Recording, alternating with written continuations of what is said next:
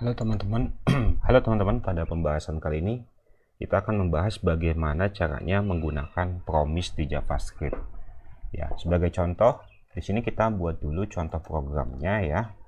Saya akan buat function get barang misalnya. Di sini kita return new promise seperti ini.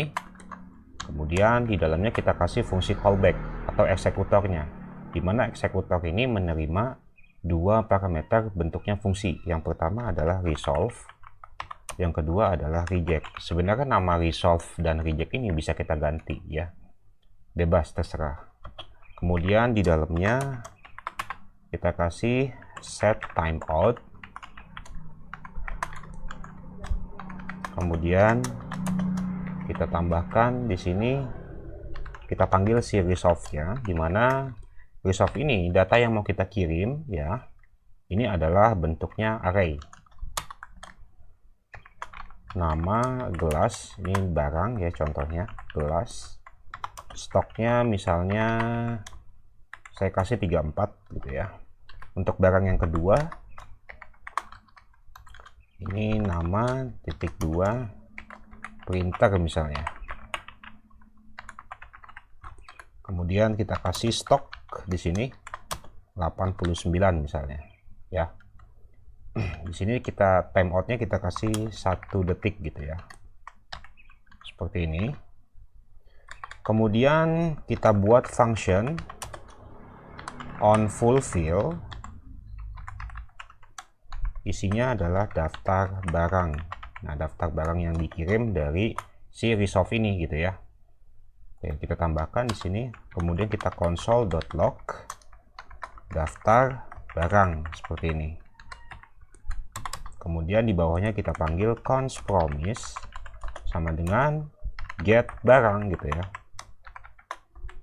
Dan kita panggil promise-nya, objek promise-nya, kita panggil metode then. Kita isi fungsi then-nya di sini dengan parameter dari fungsi yang kita buat di sini, yaitu onFulfill. Seperti ini. Ya. Kita jalankan. Oke. Hasilnya akan terlihat seperti ini, ya. Nah, dalam contoh ini kalau kita perhatikan ya, teman-teman, pertama kita membuat fungsi onFulfill-nya di sini. Ya. Di mana fungsi onFulfill ini akan dipanggil ketika promise-nya statusnya fulfill gitu ya, di bagian sini. Nah, ini di bagian then di sini.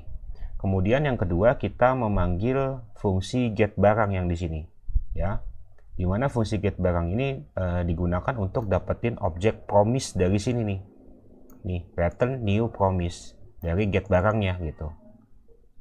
Dan yang ketiga kita memanggil metode then ya di sini dari objek promise ya, dan output yang dihasilkannya itu kita cetak ke dalam konsol di sini ya, dari sini nih, karena kita manggil fungsi onFulfill di sini, sehingga nanti daftar barang ini itu akan menerima data dari sini karena resolve ya, sehingga data barang di sini isinya adalah yang ini nih. Kemudian kita cetak daftar barang menggunakan console.log sehingga hasilnya seperti ini ya, seperti ini. Nah, untuk membuat kode kita ini lebih ringkas, kita bisa pakai arrow function sebenarnya. Contohnya gini teman-teman, di sini bisa saja kita hapus const promise-nya, kita bisa langsung panggil gini, kasih dot, kemudian nggak usah pakai onFulfill lagi, langsung kita panggil daftar barang seperti ini. Kemudian langsung kita konsol di sini gitu ya, console.log daftar barang seperti ini. Nah, fungsi onFulfill ini bisa kita hapus karena kita nggak pakai lagi ya. Nah, kalau dijalankan ya, hasilnya pun masih sama gitu ya, seperti ini. Oke. Kita jalankan lagi. Nah, hasilnya pun masih sama ya. Kemudian kalau kita pengen dapetin error ya, error atau keadaan reject gitu ya, ketika status promise-nya di reject, itu kita bisa menggunakan metode catch dari objek promise. Nah, kita perlu apa dulu nih? Yang pertama kita harus kasih status suksesnya dulu ya. Misalnya saya taruh di sini nih. Let success, awal-awal kita kasih false. Nah, ini sebenarnya buat simulasi error aja gitu ya. Buat simulasi aja. Kalau terjadi error kita panggil rejectnya gitu. Kemudian di bagian set timeout di dalamnya kita kasih if jika sukses, maka kita akan memanggil resolve kalau statusnya sukses. Nah, kalau statusnya false atau gagal, kita akan panggil si reject ya. Kita panggil reject, kita kirim errornya. Errornya udah bentuknya apa aja sebenarnya. Di sini bentuknya paling simpel adalah string. Kita kasih tahu errornya gagal mendapatkan daftar barang misalnya. Seperti ini, simple kan? Gitu. Kemudian kita panggil di sini cara ngedapetin errornya menggunakan .catch. Nah, error, kemudian ini kita buka dulu seperti ini ya. Kemudian langsung kita console.log error seperti ini. Nah, error di sini nilainya yang ini. Ini yang kita kirim menggunakan fungsi reject ya. Kalau misalnya statusnya sukses, suksesnya true, maka daftar barang yang kita cetak ini hasilnya dari sini karena kita ngirimnya pakai resolve gitu ya. Oke, kita jalankan. Hasilnya kalau kita lihat adalah gagal mendapatkan daftar barang. Kenapa? Karena suksesnya false. Jika suksesnya true, maka yang ini dijalankan. Tapi karena suksesnya false, ya di sini false, maka reject yang akan dijalankan. Nah, ketika reject dijalankan, dia mengirimkan data gagal mendapatkan daftar barang. Sehingga dia masuk ke dalam error di sini dan kita cetak errornya. Sehingga nanti muncul gagal mendapatkan daftar barang. Seperti itu. Ya.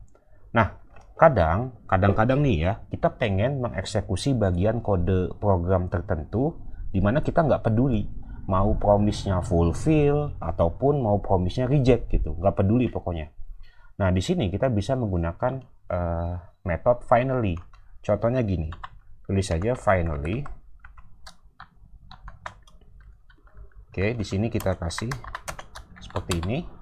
Kita cetak nih, console.log method finally dijalankan, gitu aja ya. Nah, kita coba nih hasilnya. Kita jalankan.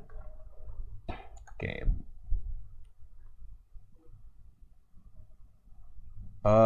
Sukses sudah ngedeklarasi, udah dibuat ya. Ini kita clear dulu aja. Oke, ini saya hapus dulu si false-nya. Oke. Nah, hasilnya adalah method finally dijalankan meskipun statusnya gagal. Nah, coba kalau misalnya statusnya kita bikin suksesnya kita bikin false gitu ya. Seperti ini. True ya, harusnya true. Kalau kita jalankan, hasilnya tetap method finally dijalankan juga meskipun statusnya kita kasih true. Ya, jadi hasilnya method finally tetap dijalanin meskipun statusnya resolve ataupun reject. Nggak peduli ya, dia statusnya apa, yang penting finally itu selalu dijalankan. Seperti itu.